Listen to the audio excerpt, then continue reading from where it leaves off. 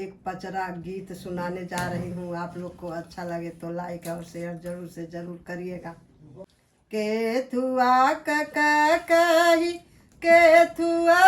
लागली सलिया हो केथुआ बैठली ना मैया मोरी झारई लंबी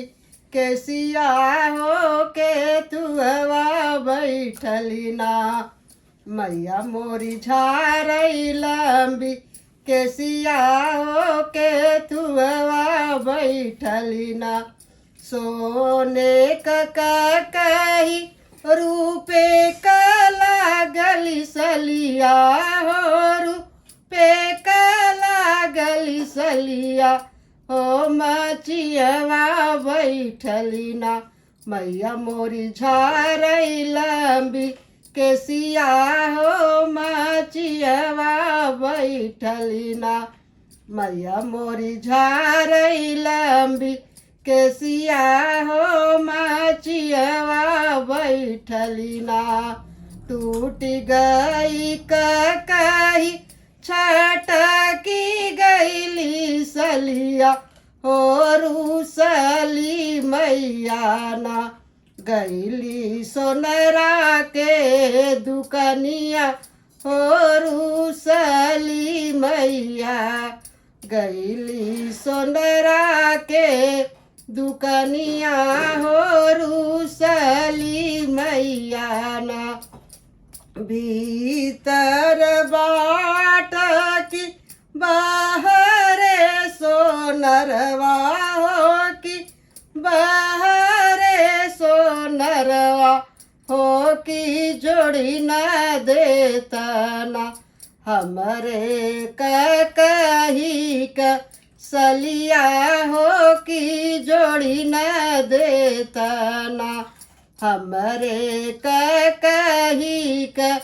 सलिया हो कि जोड़ी न देतना आजू की रतिया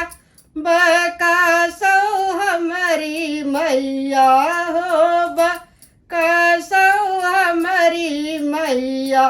हो सबेरवा होतना जोड़बई कही सलिया हो सबेरवा होतना जोड़बई कही सलिया हो सबेरवा होतना एक घड़ी बीतलाई दुई घड़ी बीतला हो सबेरवा होतना सोनरा जोड़ई लगे सलिया हो सबेरवा होतना सोनरा जोड़ई लगे सलिया हो सबेरवा होतना जई सई सोनारा तू हम जुड़वल हो कि हम जुड़वाया हो कि वही सही ना तोहर बेटवा जुड़ई है हो कि वही सही ना तोहर पतो ही आजू उड़ई है हो कि वही सही ना